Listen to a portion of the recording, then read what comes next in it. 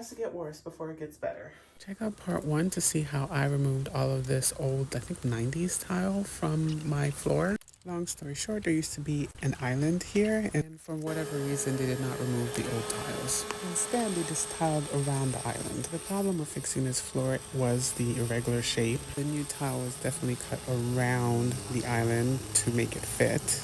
And 3, the tile is discontinued, so I am trying to pull up as much full tiles as possible. Here, I'm using a grout attachment to my oscillating tool and a shop vac to help minimize the dust. I am going through basically every grout line in order to grind down the grout and then make it easy for me to pull up. I also have a really good YouTube short showing how easy the tile is to pull up once the grout is taken out, because they did not do the best job tiling, which is really sad to say, but it made my job a lot easier. You might be seeing me going over the area a couple times as I'm grinding down the grout lines, and this is to make sure that I get all the grout, because if there's anything left, so grout, what it does is it keeps the tiles together. It makes a stronger bond, and so removing the grout is what makes it easier to remove your tiles. If you thought I was kidding about how easy the tile is to pull up, this is what happens. This is what a piece looked like from the front, and the back is pretty clean because you can see all that thinset is on the floor. Seems like they did a very thick layer of spot bonding, and you can see here the gaps, and these gaps are voids and places that weaken your tile. And sure, you can say, oh, are you cleaned around this area? These are the gaps where I had not cleaned out any of the thinset. It was really, really bad. But hey, I'm not a tiling professional, so you could ignore my advice if you want, but at least know what to look for if someone else comes into your home to tile. This is not it. This is not right. My goal is for a seamless transition, so I do have to remove a lot more tiles. It's going to look a little patchy, but these are 6x36 tiles, and in order to get it to look right, I just need to go all the way to the wall. And look, all the way to the wall, but I still need those little pieces where I have tape. Those need to be removed too.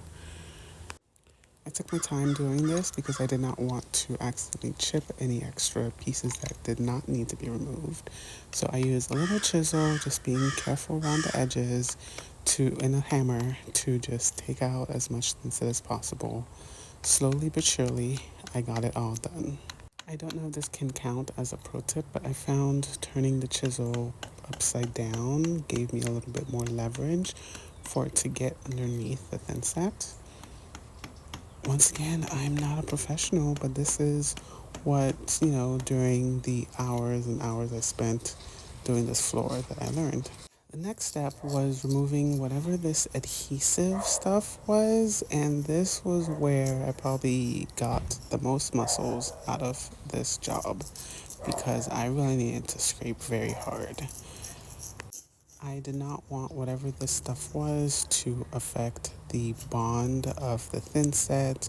Actually, I need to self-level this floor, and so I didn't want anything to affect it, and so going through and scraping every last bit of this chunk of floor was what was needed. It's really satisfying seeing how these kind of came up in like little clumps, like those little ice cream shaving things. That's what that reminds me of. But don't eat it. Once I finished scraping the floor, it was time to patch any deep gouges. So you can lay self-leveler, but there's a certain thickness you want to keep. Now, once the floor is patched, it's time to just clean up all the dust and use Primer T, which is a MyPay product. It is a primer it can be used for lots of things, but for concrete, you just follow the directions on the recommended ratio. And I just use a little roller to roll it on, and I think I did 2 coats just to be sure. I taped around the perimeter just so that the primer would not get on the existing tiles and add a layer of whatever the primer is, because it seemed like it could be hard to scrape off. Primer also makes it so that the concrete is less porous and doesn't soak up water as quickly as it normally. Just a quick flashback to the before I scraped everything, to when I finished scraping, and then, this is the self-leveler. It was so smooth. This is the self-leveler wet, and this is a dry. So smooth. Time to tile.